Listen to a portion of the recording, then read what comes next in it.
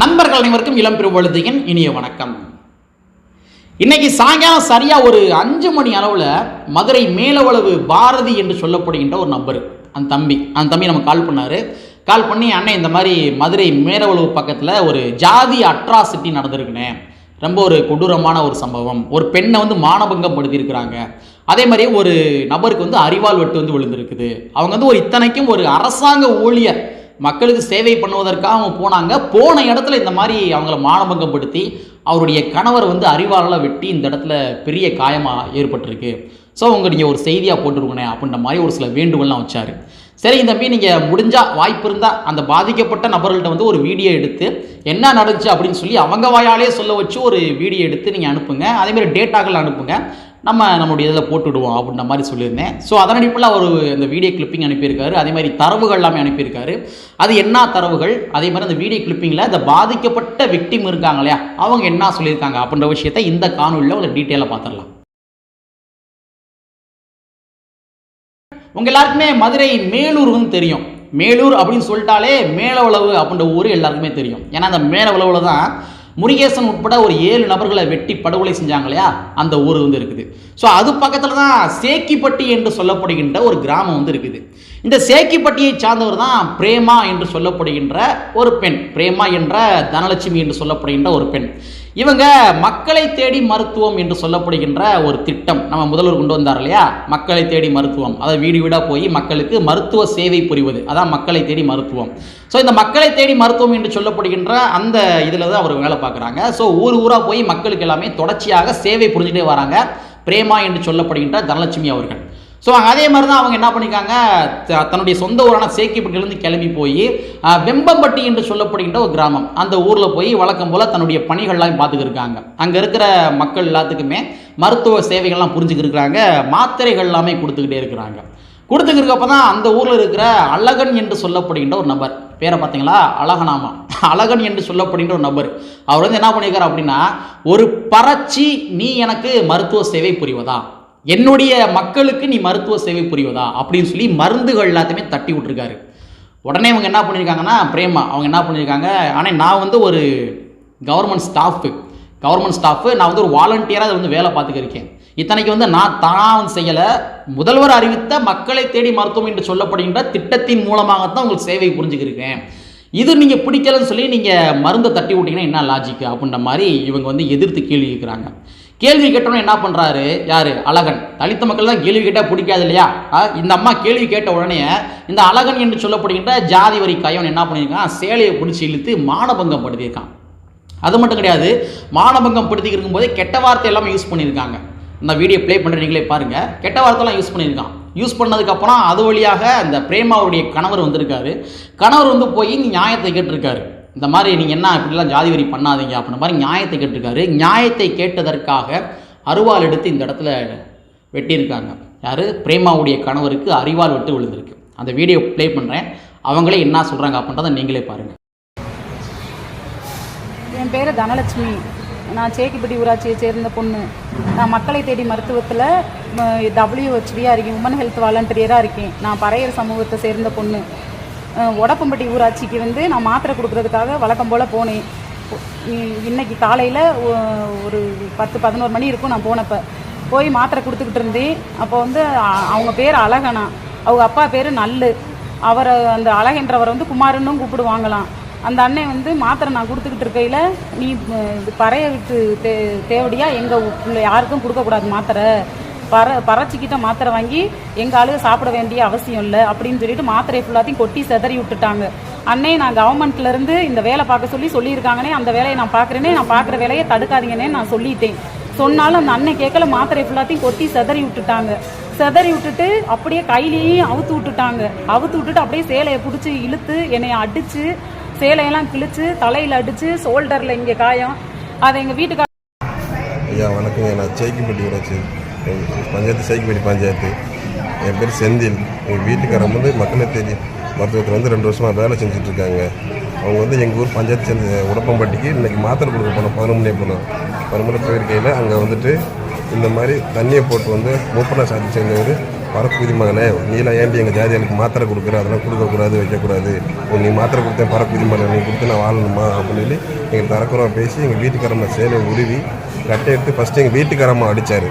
அதுக்கப்புறம் ஷோல்டரில் அடித்தா அப்படி மண்டையில் அடிச்சுட்டு, அதுக்கப்புறம் நான் போய் என்ன எழுந்து கேட்க போனதுக்கு என்னை கட்டத்துக்கு மண்டையில் அடிச்சிட்டா அப்படி மண்டையில் அடிச்சுட்டு என்னை ஃபுல்லாக அடித்து என்னை அதுக்கப்புறம் அருவா எடுத்துகிட்டு வந்து வெட்டத்துக்கு வந்தா அப்படி அருவா எடுத்து வெட்ட வந்தா அப்படி. நாங்கள் அதுக்கப்புறம் தப்பிச்சம்பளப்புன்னு சொல்லி ஒரு ஆள் ஃபோன் வாங்கி பேசி அதுக்கப்புறம் அங்கேருந்து எங்களுக்கு உதவி பண்ணி இந்த மாதிரி மேலும் ஜிஹெச்சுக்கு அனுப்பிச்சி விட்டாங்க.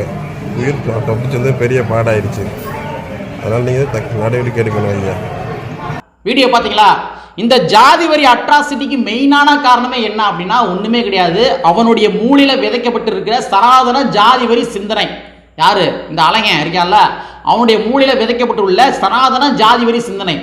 ஒன்றும் கிடையாது. அவன் என்ன கேட்குறான்? ஒரு பரட்சி, நீ எனக்கு மருத்துவ சேவை பண்ணலாமா, என்னுடைய மக்களுக்கு மருத்துவ சேவை பண்ணலாமா? அப்போ அந்த மக்களை வந்து இவ்வளோ கீழ்த்தரமாக அவன் பார்க்க வச்சிருக்கு அப்படின்னா அவனுடைய மூளையில் விதைக்கப்பட்டுள்ள சனாதன சிந்தனை. ஆண்டாண்டு காலமாக வந்து அவனுடைய மூளையில் விதைக்கப்பட்டுள்ள சனாதன சிந்தனை. ஸோ இந்த ஜாதி வரிகளுக்கு முதற் காரணமே எதுன்னு பார்க்கின்ற பொழுது இந்த சனாதன சிந்தனைகள் தான். இந்த சனாதனத்தை மட்டும் ஓட அடிச்சு வரட்டினாலே போதும், எல்லாருடைய மூலையுமே ஜாதி வரி சிந்தனை இருக்கவே இருக்காது. சமத்துவம் என்று சொல்லப்படுகின்ற சிந்தனை மட்டும் தான் இருக்கும். மெயினான ஒன்று யோசிச்சு பாருங்க, ஒன்றுமே இல்லைங்க, காரணம் ஒன்றுமே இல்லைங்க. நீ எனக்கு சேவை புரியலாமா, அவ்வளோதாங்க. இந்த காரணம் சொல்லி தாங்க இது பண்ணியிருக்காங்க. அப்போ வேதனையாக இருக்குமா இல்லையா? இப்போ இந்த ஜாதி வரிக்கு என்ன காரணம்? சனாதன ஜாதி வரி சிந்தனைகள் தான். சரி, அவன் வந்து இந்த மாதிரி பண்ணான் இல்லையா? நான் அவனை பார்த்து ஒரு சில கேள்விகள்லாம் கேட்குறேன். அதாவது எப்படி பார்த்தாலுமே உன்னுடைய ஊர்லேருந்து நீ மேலூருக்கு தான் போவ. ஏன்னா மேலூர் தான் அங்கே இருக்க சுற்று வட்டார பகுதிகளுக்கு ஒரு மெயினான ஏரியா. மேலூருக்கு தான் போவேன். பஸ்ஸில் போகிறோம் வச்சுக்கிடுவோம். அந்த பஸ்ஸை ஓட்டுகின்ற ஒரு நபர் வந்து ஒரு தலித் சமுதாயத்தை சார்ந்த நபராக இருந்தா அப்படின்னா நீ பஸ் ஓடிக்கும் போதே குதிச்சு கைகளை உடச்சிக்கிறியா? இல்லை.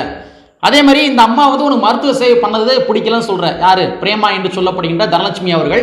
அவங்க தலித் சமுதாயத்தை சார்ந்தவர்கள் என்ற ஒரே காரணத்துக்காக மருத்துவ சேவை பண்ணுவதே எங்களுக்கு பிடிக்கல அப்படின்னு சொல்றேன்.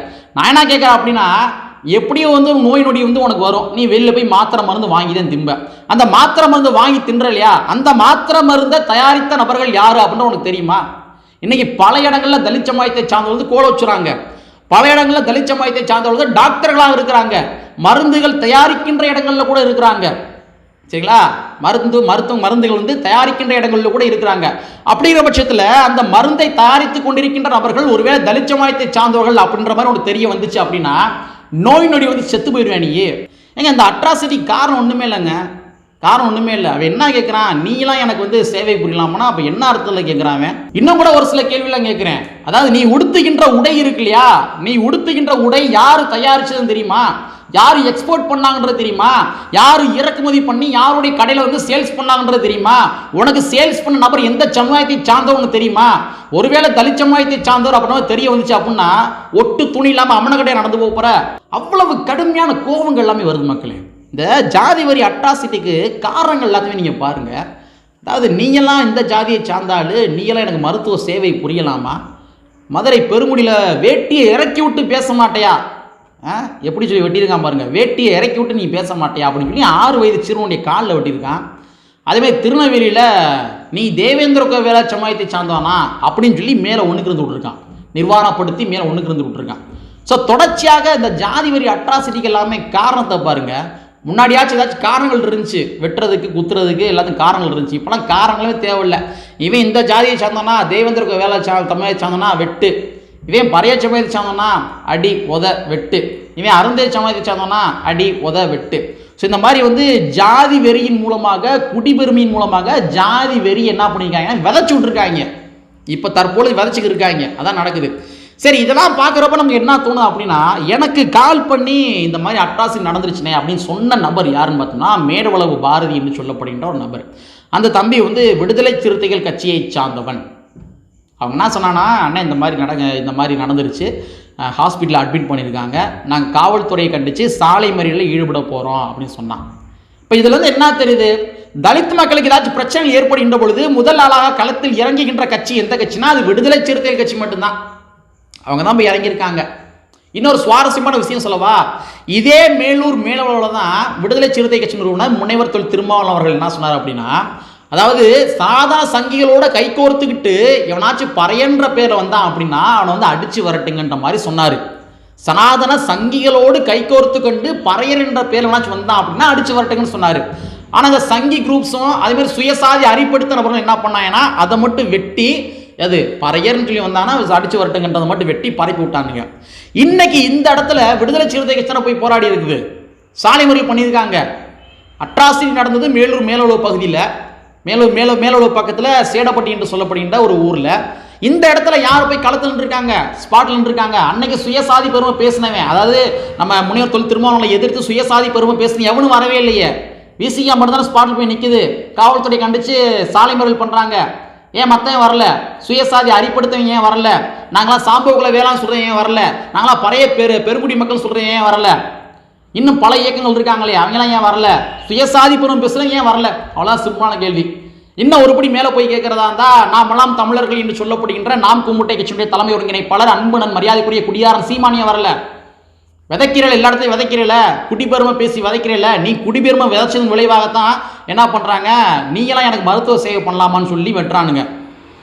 இதுக்கு முன்னாடி காரணங்கள் இருந்துச்சு, நீ அதிகாரத்துக்கு வரக்கூடாது, நான் அதிகாரத்துக்கு தான் வரணும் அப்படின்ற மாதிரி அதிகார போட்டிகள் இருந்துச்சு. இன்னைக்கு சாதி பேர் சொல்லியே வெட்டுறானே, ஒன்னொன்னா மேலும் சொல்லி வெட்டுறானே. இதுக்கெல்லாம் என்ன காரணம்? குடியாரன் சீமான் போன்ற ஆட்கள் தற்போதைய காலகட்டத்தில் விதைத்து கொண்டிருக்கின்ற சனாதன ஜாதி வரி, குடிபெருமை. அவன் பாசர் சொல்றதா குடிபெருமை. ரொம்ப வேதனையாக இருக்கு மக்களே. அதாவது அந்த தம்பி எனக்கு ஃபோன் பண்ணி இந்த டீட்டெயில் மட்டும் தான் சொல்லியிருக்காரு, ஒரு வீடியோ கிளிப்பிங் மட்டும் தான் அவங்க கொடுத்துருக்காரு. இந்த டீட்டெயில் மட்டும் தான் சொன்னாப்புல. அதன் அடிப்படையில் அந்த வீடியோ மேபி நாளைக்கு என்ன நடக்குது, அந்த குற்றவாளியை கைது பண்ணிட்டாங்களா, கைது பண்ணலையா, என்ன செக்ஷனில் போட்டிருக்காங்க, வாய்ப்பு இருந்தால் அவங்ககிட்ட நான் எஃப்ஐஆர் காப்பி வாங்கிட்டு, ஒரு வேளை கைது பண்ணிட்டாங்க அப்படின்னா எஃப்ஐஆர் காப்பியை வாங்கி ஒரு டீட்டெயிலாக ஒரு வீடியோ போடுறேன் அப்படின்றத இந்த காணொலி வாயிலாக சொல்லிக்கிட்டு, கற்பி ஒன்று புரட்சி செய்கின்ற புரட்சியாளர் ஒரே கூறிக்கொண்டு நிறைவு செய்கின்றேன். நன்றி, வணக்கம்.